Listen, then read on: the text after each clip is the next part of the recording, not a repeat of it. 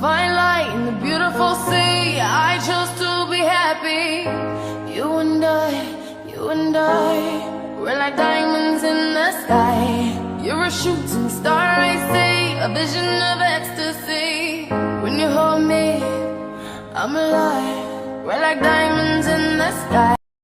So what's up, YouTube? Good morning, or my own boontag. Going broke or getting homeless in the Philippines? Well, stay tuned. I kind of had a little situation. I'm not going homeless, but almost going broke, or actually was going broke, living in the Philippines.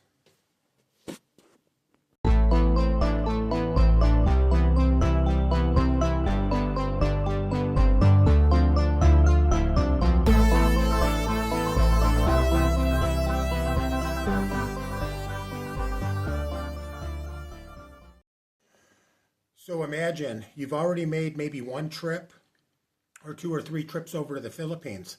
2 weeks, 30 days, maybe you stay 5 weeks. All the trips that I took over there, I never had a problem with my banking. And I was too lazy to get a SIMS card. And I didn't need to, because every time I showed up at the airport, Dexla was there, my wife. And she opens up her hotspot so I can connect to my phone. Same thing at the house. Get internet there, I can just connect.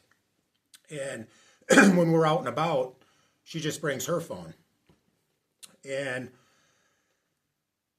never a problem. So this last time around, I was planning on staying for who knows how long, a couple years, whatever it took. Like I said, we started this business, the little mini mart, and then I was going to process her visa from over there, and that way she could fly back with me. Well, long story short, about a year in, I go to transfer money, and what was weird that day was the internet connection was down, because I would log in and it would come back, my Huntington Bank, it would say like incomplete or wrong password, and I'm like, and I would put show where I see it, I read it, I'm like, that's the right one. I hit it 3 times, it locks me out. Well, I thought that I had it set up where it could send you that number not via text message but through the email, and I have that now, but who knows if that works, because it's got a phone number there you put in, and then you put your email in. And the thing is so I can't transfer money from the savings to the debit. When I'm in the Philippines, I don't like to leave a lot on the debit card, because, you're leaving my wallet. Like whenever I travel, I don't even travel with my passport. If we're going one town over, I got it hidden in the house. We got it kind of locked up, and I'm not going to carry my wallet. It's a cash country, especially in the province. So, I got that stuff locked up. And so I'm locked out. I can't transfer the money. Thank God. Now, since I was married, we have a bank account over there. So for me, it's a little bit different. And what I'm trying to get at is for you expats that are traveling over to Asia, whether it's Thailand, the Philippines, is, make sure you got a bunch of reserve cards. And make sure, this is the thing too, is with my phone, I didn't even know this, is I had a built-in SIMS, so I couldn't even get a SIMS card put in my phone. Now I'm finding out from watching some of the YouTube videos that they have the eSIMs. So I'm going to try that this next trip and see how it works. Last time I had the Sally one set up, and it's the eSIM and plus the VPN, and it didn't work. Maybe something got messed up and it was just the VPN, but it said eSIM set up, but it didn't work for me. So thank God, like I said, I got my wife. So imagine, and then the other thing is so you have like World Remit, Remitly, Wise. I have cards on there, but there was cards on there, or I take the card out of the wallet and I type it in.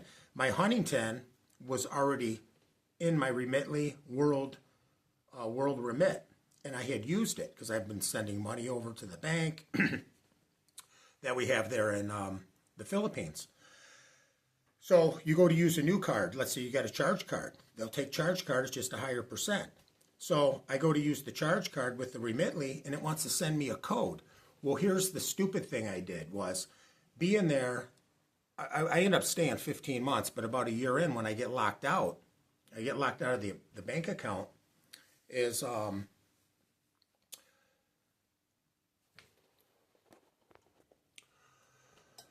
it wanted to send me a text, and I couldn't get a text because my phone, me being a cheap ass, I have Boost Mobile. I've been using it for years. It's $25, unlimited, and it's just pay as you go. I got it set up where it just comes out of my card every month, and I get great reception. Well, I let the phone go because I got so wrapped up and I never used it. My phone number expired, so even I couldn't, it wouldn't have registered if I would have went back through Boost, in which I did. The phone number was already gone because it was over a year. They got rid of it, and I'm like, oh my God. So it's something to think about. Some people, and what I'm getting at is you get some of these expats that don't have family back at home. Maybe you're the only sibling left, and you pack up and you go to Asia, one of the countries. Most of them, I think you can bring about 10,000 USD. I know with the Philippines, if you're not married, after you get your ACR card, which takes 2 or 3 months, I don't know if it's the third month, you apply and you get that ACR card, tourist card.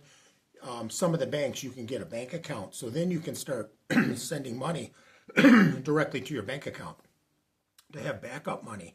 I was doing some research, and like on the U.S. Embassy, I'm sure they can get you over, but think about it. Okay, so they get you a flight, then what happens when you show up to the airport? You got to get to your bank, to get money. It's just something to think about. I think what happens if I'm over, I'm in the Philippines, it's a little bit different for me because I have a bank account there with my wife, so there's emergency funds there. But it's something to think about. Getting locked out. And the thing too is, if you're going over there to retire and you don't have a bank account, what are you going to do with like 10,000 in cash? Where do you hide that? I mean, you can't. I don't trust the safes in any part. Like here in the United States, those safes can be opened up. When I'm staying in a hotel, a lot of times I will carry my passport on me.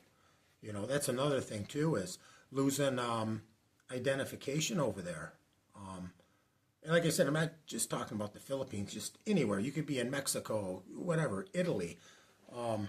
It's stuff to think about. And it is kind of scary. If you're the sole proprietor, you're the sole person over there, and you have nobody back at home, you got to have some backup plans. And now I got a phone where I can have a SIMS card put in. Yeah, it was annoying, And then thank God too, what I do too is I still have family here in the United States. And what I'll usually do is I take a couple blank checks and I sign them. And they know how to send on Remitly or World Remit. I already have it set up. So in case there is some kind of emergency, because you never know. You could have emergency money in the Filipino bank account or Thailand bank account, and things happen. Strange things can happen. You could lose your money, could be tied up, a glitch. I just had a glitch on my phone this morning where I had a payment come out and it said it automatically comes out, but being that it's a Sunday and they were doing an upgrade, I didn't catch it. So I paid it again because it said it was late. I go, it can't be late. I got it set up on time to be paid, but there was a computer glitch, so now I double paid. So now I got to wait till Monday, and then they probably reimburse me. But, stuff like that kind of bugs me. It just, I don't know. But, yeah, nothing's worse than trying to log in and you want to transfer money.